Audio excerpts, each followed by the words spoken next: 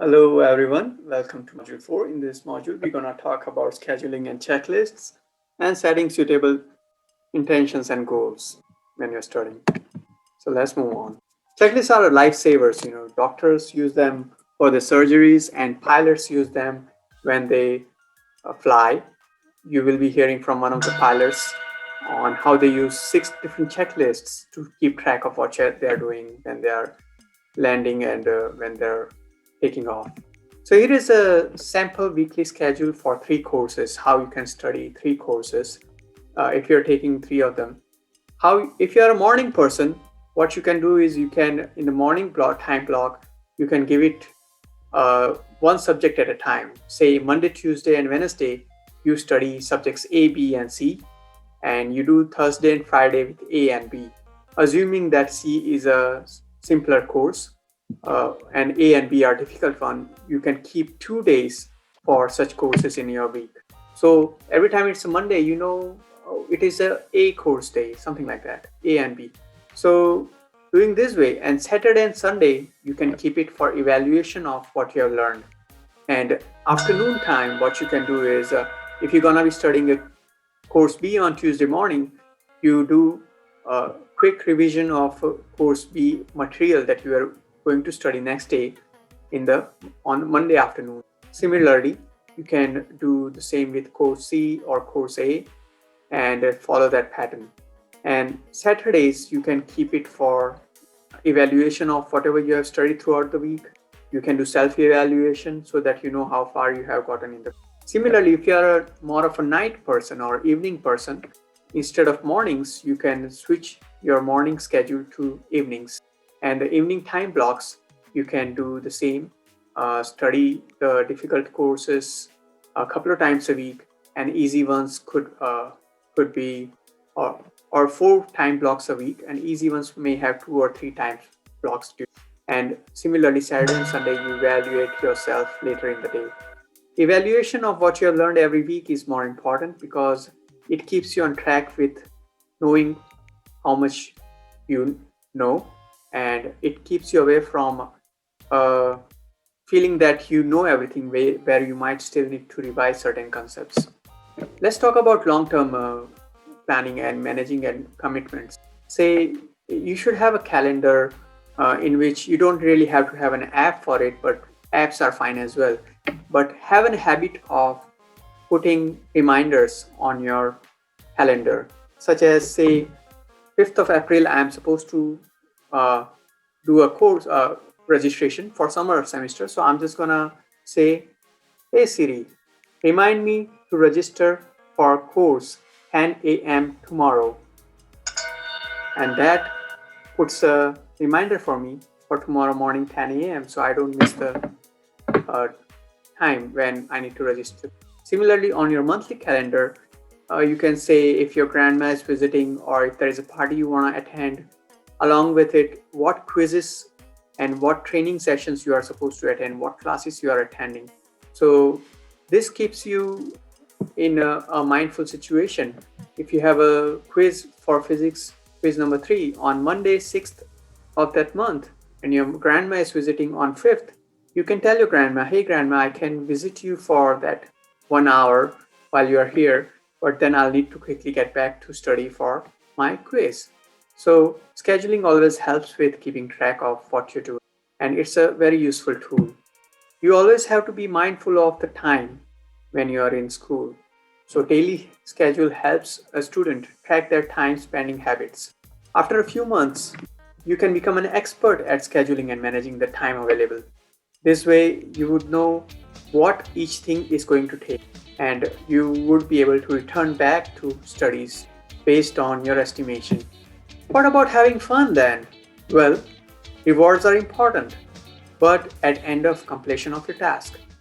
Set yourself goals. Say, okay, if I do this much of study, or if I do get this many points right in my self-evaluation, I will proceed and have fun with my friends. So this also takes care of your commitments along with what you're supposed to do, and also makes you a happy person if you can spend more time, a quality time with your friends, knowing you don't have to worry about the quiz that's coming up. I'm also going to tell you about a study I uh, was going through, in which three professors at a public southeastern university experimented with the use of generalized assignments checklists to enhance student monitoring in their online courses.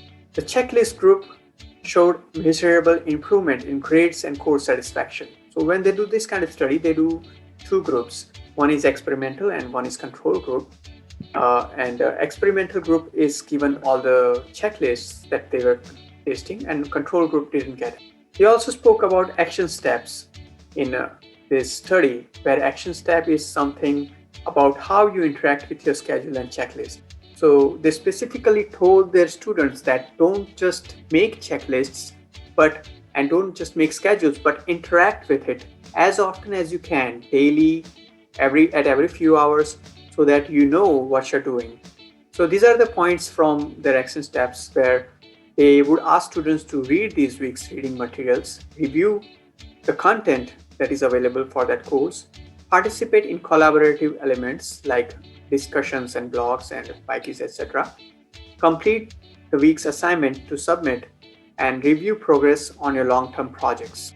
This way, the group that was given this kind of checklist was easily able to track their progress and get good results. So what did this scholarly research I told you about conclude? Not only did the use of generalized checklists significantly influence assignment submission times, but it also helped with faculty members' time workload, as they had more things they could evaluate as it started coming in. The checklist group mean was twice as large for experimental group scores, and the reminder emails help students with tracking their assignment deadlines. So the study states that an action trigger is a plan to initiate an event, such as place and time student will attempt the project. Action trigger was found to be very effective, motivating student action. More students completed assignments on time with use of this kind of action triggers. With time management, what happened? The scheduling and checklists help students learn better. It's a fact. I have tried it out in my own life as well. And being mindful of time, make sure that you don't waste time in unproductive activity. And as a result, you will see that you will perform better than you ever have before using such techniques. Managing schedules is also important. You might have a short commute to where you're going if the schools are in session, but with online studies, you do not have such routine. So maybe having an activity that is sort of representative of your commute, like doing a short run or a walk before you start studying, may be helpful. But you have to be mindful and follow the schedule hour by hour, so that this right technique will set you up for the best results possible. There are other general ideas I wanted to tell you about following schedules and checklists. For me, I use a sound of a bell from a meditation timer that alerts me of how much time has passed. Sometimes I set it for 5 minutes to half an hour to 1 hour, depending on what I need to get done. So it serves as a sort of a mechanism that helps me pace myself. Going deep into the work at hand and making sure that the schedule you follow is producing the work that you really need towards the end of the goal of a course or a study program. Another important thing I learned by researching these things was, if you study by writing or typing your notes, that it helps you retain things in your memory much more easily than just reading through it. Passive reading doesn't really help you understand the material as much. You may keep a planner by your side while you're studying, so that you can look at your planner whenever you're getting things done. Another thing that I have learned from a lot of the interviews and a lot of this research work is that if you write your checklist the night before and every Sunday before the week, it helps your mind to gather things that you might need when you actually perform those tasks that you list in your checklist. So am I saying that you shouldn't spend time with your friends and fun activities? No, that's not it. That's not what I'm saying. if you want to spend some time with your friends, you can put that into your schedule as well. And then it will help you understand how much time is required for the tasks you have while you're studying. And it could be an essential thing to keep a work student study life balance, because it is important for you to be happy when you're studying, and probably you may retain things better if you're happy. You can also spend time in nature, take walks, or do hiking with friends and family members, but you have to be mindful to stick to your schedule and return to study at a committed time. Another thing that is important is learning and understanding things quickly.